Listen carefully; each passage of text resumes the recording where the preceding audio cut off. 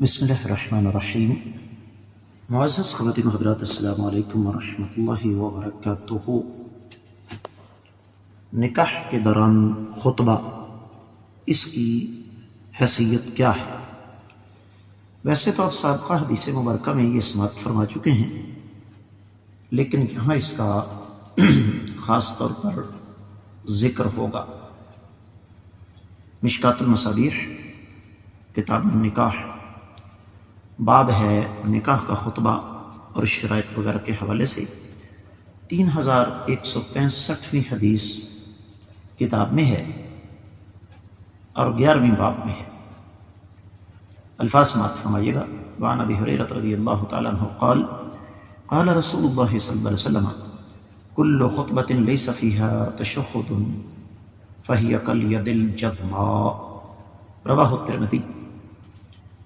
معزز خواتین حضرات، یہ حدیث میں آپ کی خدمت میں عرض کر دوں کہ سنن ترمذی میں کتاب النکاح میں 17ویں باب میں خطبہ نکاح کے تحت موجود ہے 1106۔ سنن ابی داؤد میں یہی روایت 4841 ہے۔ اب بظاہر اس حدیث کی سند میں عاصم بن قلیب اپنے والد سے روایت کرتا ہے، اور عاصم بن قلیب کی روایت کو محدثین نے عام حالات میں قبول نہیں کیا، لیکن یہی روایت امام ابن قیم زاد المعاد میں لے کر آئے اور اسے فرمایا کہ یہ ثابت ہے۔ شیخ البانی نے اس کو الاجوبۃ النافعہ میں ثابت قرار دیا۔ شیخ شعیب الارناؤط نے زاد المعاد کی تخریج میں فرمایا کہ اس کی سند قوی ہے۔ امام وادی نے اس کو الصحیح المسند میں ثابت شدہ قرار دیا، اور پھر امام ابن حبان نے بھی اس کو اپنی صحیح میں ذکر فرمایا۔ مزید آگے بڑھیں تو حافظ ابن رجب نے فتح الباری میں فرمایا کہ اس کے رجال راوی سارے صحیح ہیں۔ پھر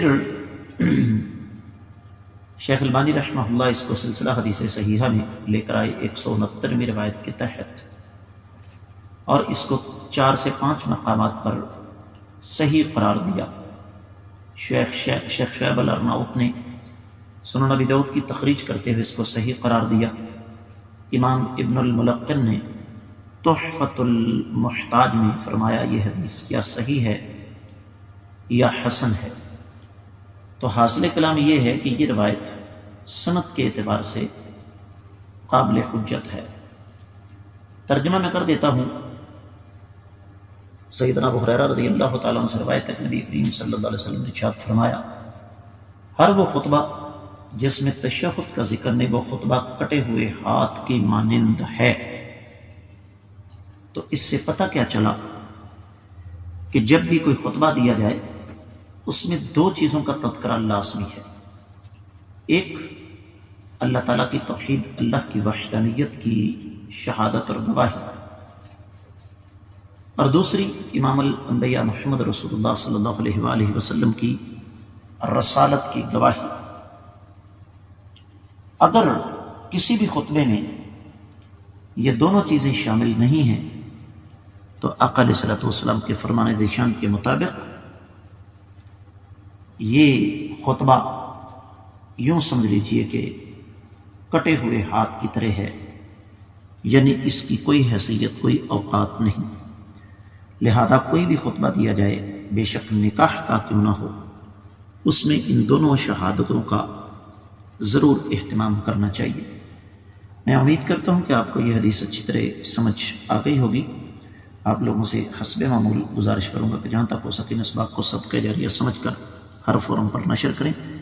اگر آپ نے ابھی تک ہمارے چینل کو سبسکرائب نہیں کیا تو ضرور کیجیے، ساتھ لگے گھنٹی کے بٹن کو بھی ضرور دبائیے تاکہ تازہ ترین اسباق آپ کو بر وقت ملتے رہیں۔ قرآن و حدیث کی خالص تعلیمات پر مشتمل یہ آپ کا اپنا چینل ہے جو فرقہ واریت سے بالا تر ہے۔ آپ کے کامنٹس میرے لیے انتہائی زیادہ اہمیت کے حامل ہوتے ہیں۔ میں آپ کے طرف سے کامنٹس کا انتظار کروں گا۔ آج کے سبق سے اجازت دیجیے۔ السلام علیکم ورحمۃ اللہ وبرکاتہ۔